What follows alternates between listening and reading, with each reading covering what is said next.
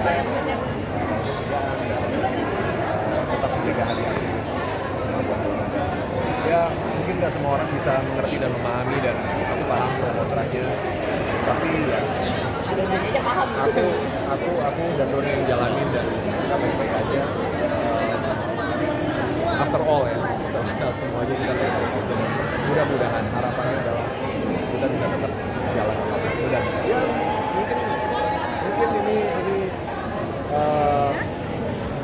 satu project yang mungkin nggak akan terulang lagi, dan aku nggak tahu juga nanti depannya seperti apa gitu ya. Tapi komitmen dan rasa aku dalam rumah tangga, dalam peran sebagai pasangan itu enggak. Tapi dengan maksudnya anak-anak juga udah gede dan maksudnya akses ke media sosialnya tentu Aku terbuka ya, juga. Itu udah ada obrolan gitu. salah satu kewajiban aku sebagai ayah, aku dari awal ngobrol sama mereka, bahkan mungkin secara khusus ya, luangin waktu sama yang cowok-cowok sendiri, sama yang cewek sendiri, kita ngobrol dan lumayan intens sebelum aku mengiyakan. Dan Dona juga minta datang ngobrol juga sama anak-anak, aku tanya pendapat mereka gimana segala macam, dan saya sendiri mereka cukup dewasa untuk just an acting, part of your job. Walaupun worry-nya sama worry-nya, what about you and mom? It's not about us, kata mereka. Walaupun aku bilang, no, it's about us as a family itu gitu. Jadi ya ternyata mereka cukup dewasa dalam menyikapinya dan support. Full support dari keluarga yang ada di sini. Ya itu yang aku amazed juga sih. Ya, dan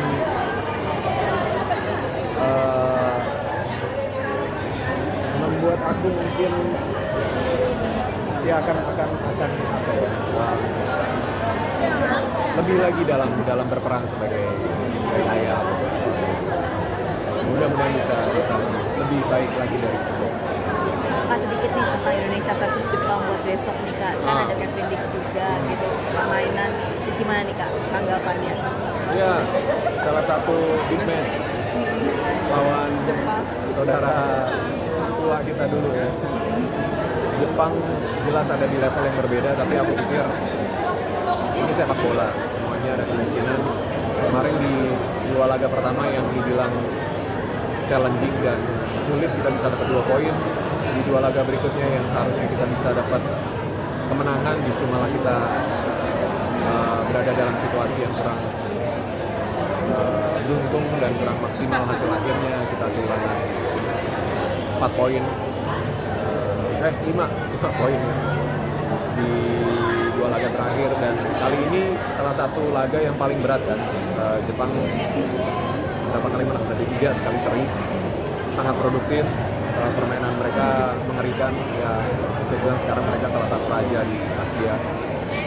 Levelnya udah elit banget, udah dunia memang levelnya, bahkan di beberapa piala dunia mereka juga perform bagus banget kan.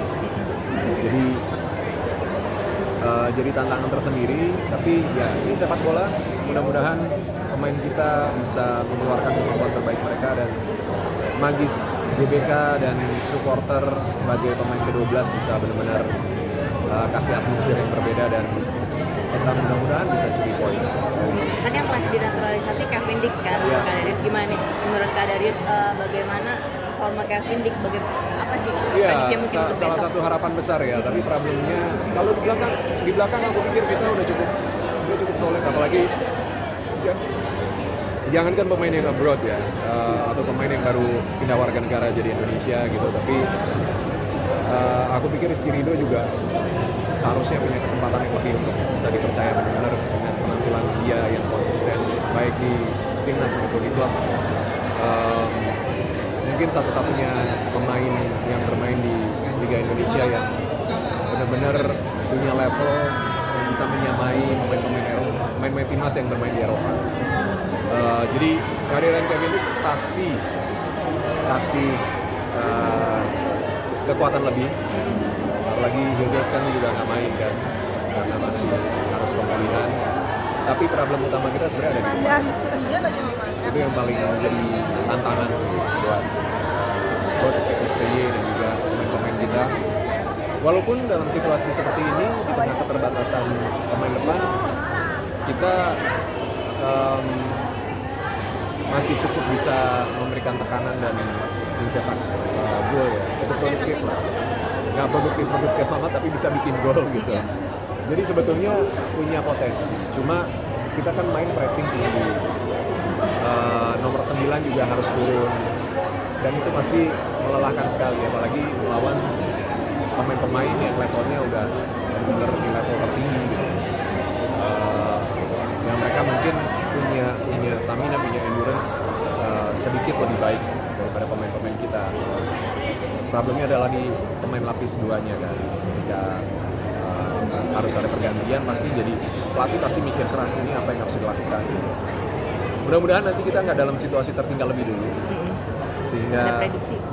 Ya, sehingga bisa lebih aman untuk melakukan rotasi, karena stok kita di tengah belakang cukup solid sebetulnya, tapi di depan memang sangat terbatas pilihannya kalau pengen dapetin hasil yang maksimal. Ada prediksi kan, Prediksi selalu sulit kalau prediksi sepak bola, karena apapun bisa terjadi. Detail-detail kecil itu selalu menentukan apakah nanti akan ada gol cepat atau ada pelanggaran kotak penalti atau kartu merah, bahkan kita nggak pernah tahu. Semua yang direncanakan sama pelatih bisa berubah dalam sepersekian detik di lapangan, tergantung bagaimana pemain kita bereaksi dan juga lawan bermain nanti seperti apa. Jadi sulit kalau prediksi, tapi buat aku ketika kita kalah dengan skor tipis itu sudah sebuah hal yang positif. Kalau kita bisa seri itu udah hebat banget. Kalau bisa menang itu keajaiban. Tapi dalam sepak bola keajaiban itu mungkin. Jadi apapun masih terbuka. Aku sih berharap mudah-mudahan minimal 1 poin. Tapi besok bakal nonton langsung atau gimana nih Kak Dery? Nah, masalahnya kemarin waktu beli tiket belum sempat bikin Garuda ID karena lagi persiapan. Jadi pakai Garuda ID orang sampai hari ini belum tahu apakah tiketnya bisa diganti Garuda ID atau enggak. Tolong dijelasin gimana caranya gitu. Saya bakal effort buat nonton berarti besok. Mudah-mudahan. Oke, siap.